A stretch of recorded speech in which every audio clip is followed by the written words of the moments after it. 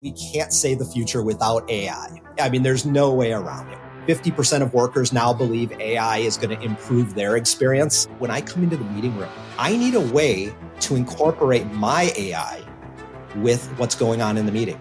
It's almost a bring your own AI type of a concept.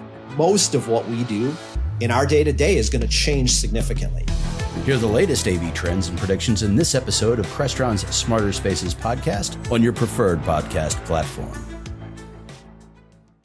What is the best display of 2023? Who had the best technical support? Was the best project that one white spot on the MSG sphere? Probably the whole thing, now that I say that. You are the one who will decide that. The polls are open for the AVNation Reader's Choice Awards for 2023. Follow the link and tell us who you think deserves to be recognized. CES 2024 is here, so what should integrators be keeping tabs on during the show? We've also got Josh AI's top 10 commands for 2023. All that and more coming up on ResiWeek. This is ResiWeek, episode 413. I want that. This is ResiWeek, your weekly wrap-up of the biggest stories for the residential side of the AV industry. I am your host, Mitchell Tulin. I'm not Matt Scott. This is the first show of the new year, and Matt has decided to mysteriously disappear. And while my initial thought was we should go round up Rockapella and maybe go on like a globetrotting event to find where in the world is Matt Scott, everyone else said just do the show. So here we are.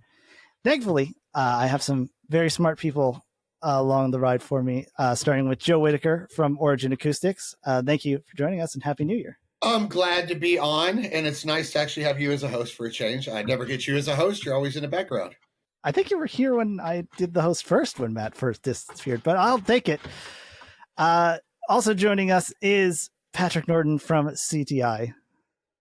Thank you for joining us. Oh, it's a pleasure to be here. Yeah, thank you. Also, just for transparency's sake, CTI is the parent company of AVNation, so me and Patrick are coworkers. I work at CTI. I'm very sorry. Wow. Starting first story, we have CES 2024 is actually, by the time that this drops, it will be in the middle of it, up in Las Vegas, one of the biggest shows for consumer electronics, big technology, really interesting stuff. So I figured might as well start and go around the horn. I'll start with Joe and ask, is there anything that you, as either just would be interesting as an integrator or personally that you think is really worth looking at the show so far that has been released? Well, I'm actually skipping CES this year, but I do pay attention to all of it because me and Avi Rosenthal with Julie Jacobson hosted the CES preview for like a decade.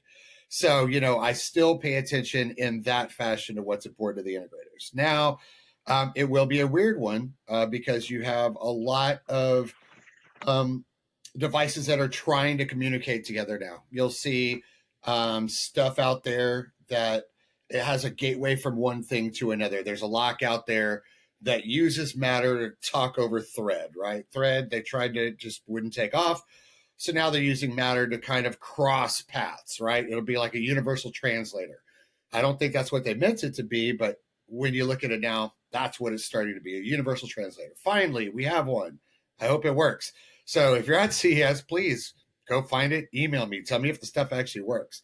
Then you're going to see a lot of those luxury consumer brands stepping out of their comfort zone or going further out, like Kohler, right? They've got this new shower control that actually does music and has touch controls and lights and it's waterproof and it goes inside the shower. So you're going to see a lot of those kind of trends. The big ones that I'm looking at are there's like some Apple integration with Tesla with their batteries and vehicles.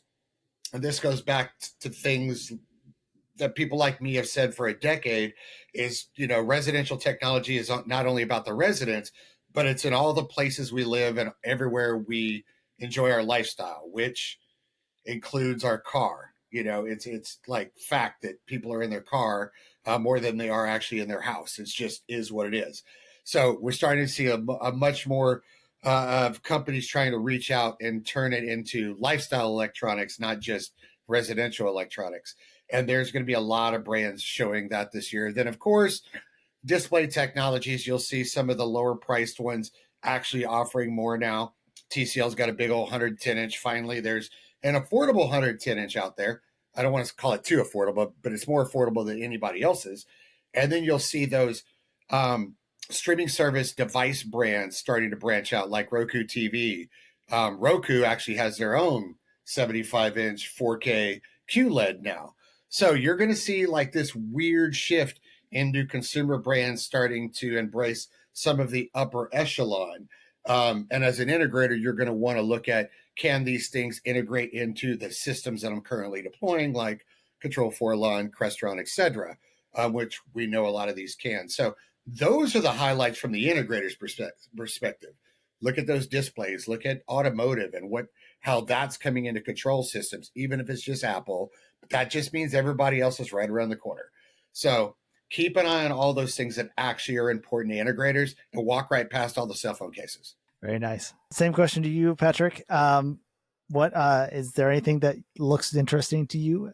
There's always a lot of stuff that looks interesting to me. I'm still kind of fascinated. Joe mentioned that Hisense 115-inch QM8 mini LED TV. It's interesting to me that you're finally getting as projector size screens get closer to more affordable. I mean, they're still a nightmare to hang, especially if you're a consumer. And you can't retract them up in the ceiling and hide them from your children unless you get really creative with your installation. But it's interesting to see these start to become more common, or just exactly how ridiculously cheap what used to be considered a ridiculously large screen has gotten in the last couple of years. I'm kind of curious to see what's going on with Matter in a big way, Matter and Threads. The Google Home is being integrated into LG televisions as a smart home, which is more, DIY than traditional Resi, but it's kind of fascinating to me to watch. Like, Matter was put together and birthed, and it had this long, difficult delivery, and it's finally out. And it seems like the biggest challenge with Matter is all the people that helped create Matter actually making their devices functional properly with Matter, which seems to be a big hairball problem. I thought it was fascinating that Samsung's following up the Frame TV with a speaker. Or they call it the music frame, which looks a lot like a IKEA Sonos Symfonisk frame speaker, except it's more like the size of a record cover. I'm very curious to hear what that sounds like. It's fascinating to me. I'll be traveling with Tim Albright to CES later on tonight, assuming the storm doesn't shut down, St. Louis and Chicago and everywhere else. But it's been fascinating to me to watch how much CES has shifted in the last decade. It's been 2 or 3 years since I've attended. I haven't been since 2020. And it's wild to me because I started looking for a lot of vendors I've traditionally met with. And it's amazing to me how much of the consumer electronics industry is just gone in terms of, audio or video companies that aren't Samsung, LG, Sony size. It's going to be an interesting one. I'm kind of curious. I always love hearing people talk up, in theory, the Wi-Fi Alliance is certifying Wi-Fi 7 devices. I'm looking for somebody to actually, explain to me why Wi-Fi 7 is necessary in a way that actually doesn't make me laugh, in part because, Wi-Fi 6 and 6E seem to have been so slow. And I will also say I really want to see LG's transparent TV, mostly because I love watching the really weird stuff LG does with televisions. I don't know if I'd ever want it in my house, but I'm kind of really curious to see what it actually looks like mounted on a wall. It's one of those products where I'm like, I don't know what the point of this is, but gosh, it's cool to look at. Yeah.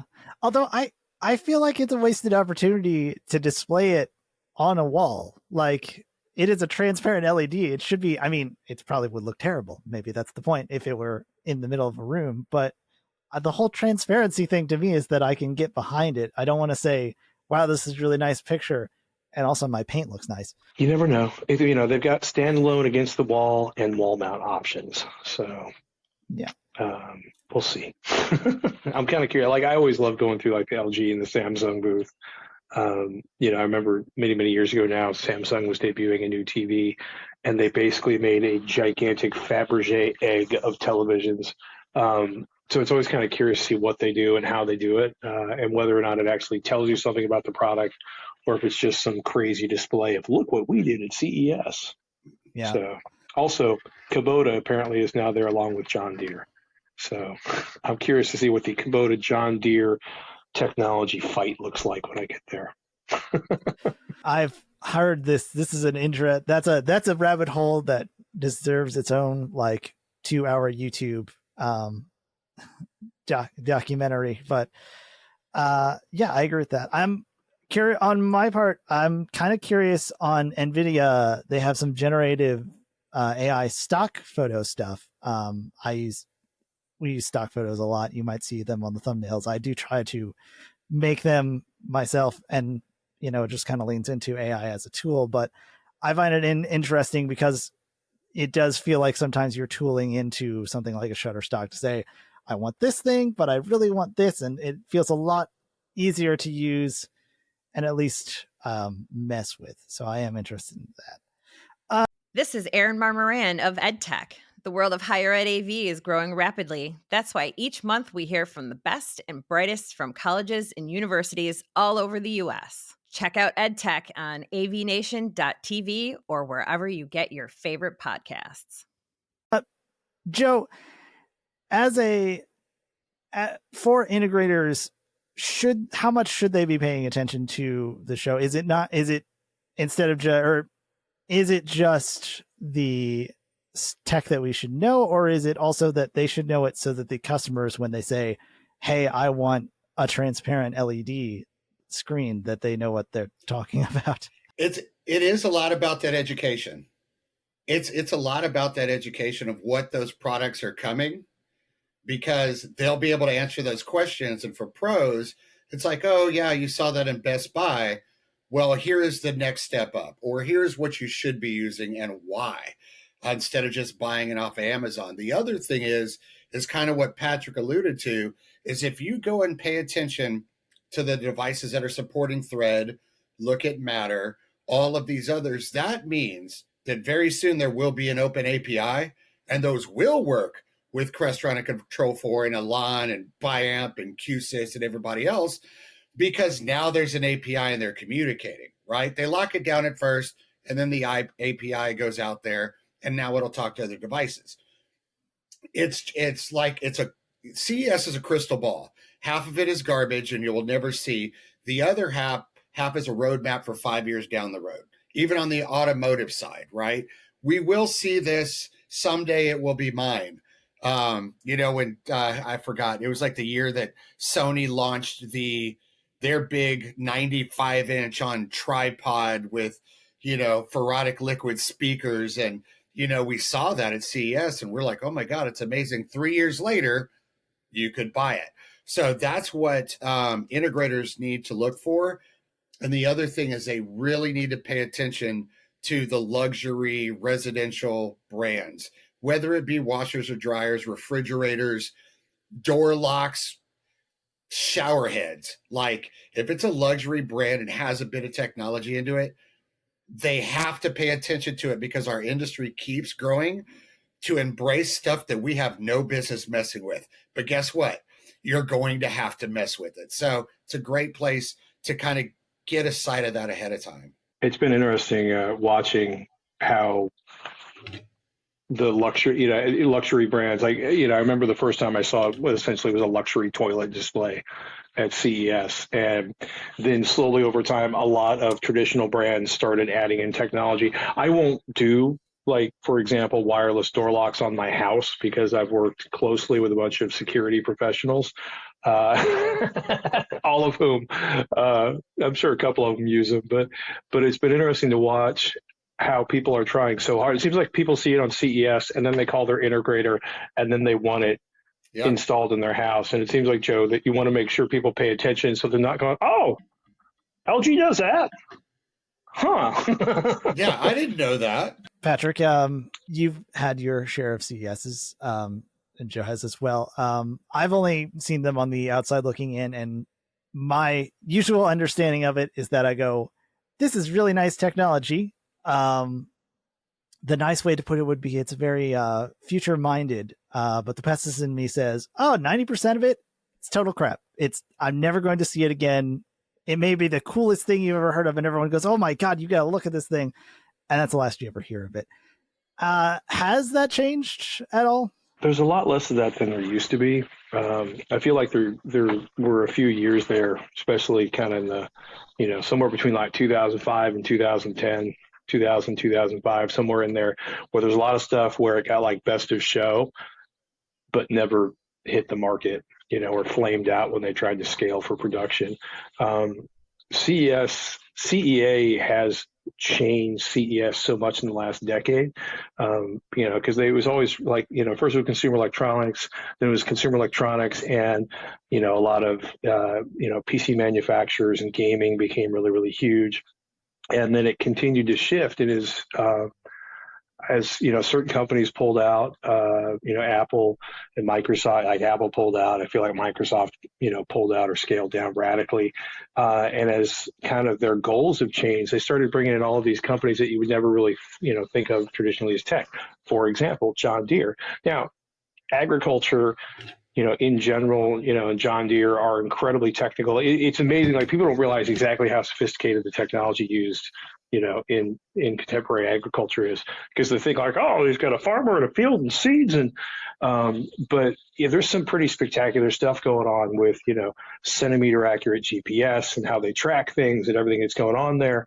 And it's been fascinating from a traditional kind of geek or gearhead or AV enthusiast.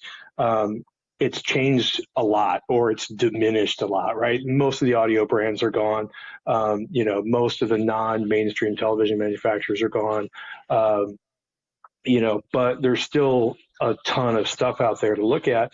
And it's kind of fascinating to see what's going on at the high end of some of these industries. A lot of it, I was saying when we were talking in pre-show, like, there's kind of, one of the moments I have, like, at least once every CES I go to, is I'll hit the kind of right section of a bunch of booths, and I'll realize everything I'm looking at is going to be in a landfill 6 months after somebody buys it, which is really depressing. But, it's amazing, like, how much, how much has changed, right? There's massive areas for Internet of Things, smart cities, which are really different from smart televisions. I'm really curious to see what the automotive section looks like this year. And like I said, it's just, they've become very much focused on industries rather than companies, and bundling them together in kind of an experience in a way, more so than they used to do in the past. Patrick and Tim Albright will be headed there, so I'm sure we'll have some fun stuff to uncover in the coming week. Our next story comes to us from Residential Systems.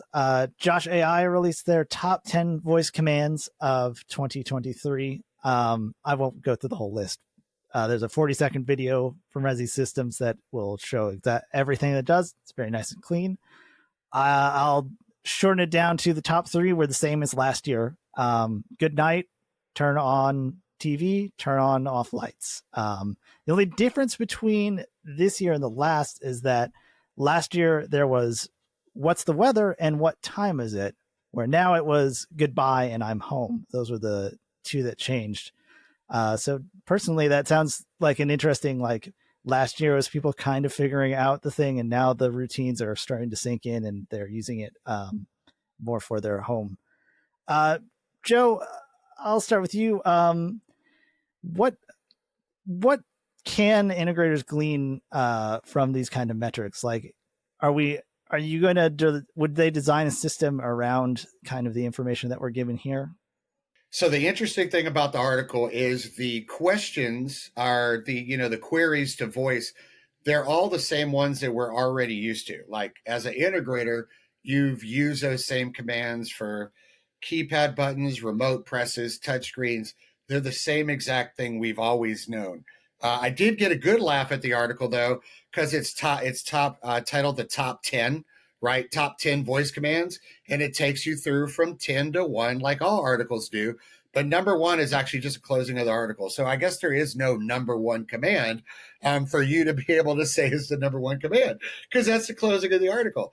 But on the voice standpoint is we see what we already knew with Amazon Alexa and Google, who were kind of first to market, first to actually launch into people's houses, is that these are very simple commands, which leads me to believe that the integrators that are utilizing and leveraging Josh are not taking full advantage of what Josh can actually do, right? You saw a couple of them in that article, goodbye or good night or I'm home, right? Those are macros. Those are scenes that trigger more than one event. But when one of the top two are just, set the slats and the shades to 50%, that is very micro, right? They're not taking full advantage of, you walk into the room and just say, I would like 50% of light, or whatever the case would be, make the light comfortable. And it changes the slats, it changes the can lights, it does all those things together. It's very, you look at that article and you're like, I programmed those buttons on a URC remote in 1998, right? It's the same exact thing.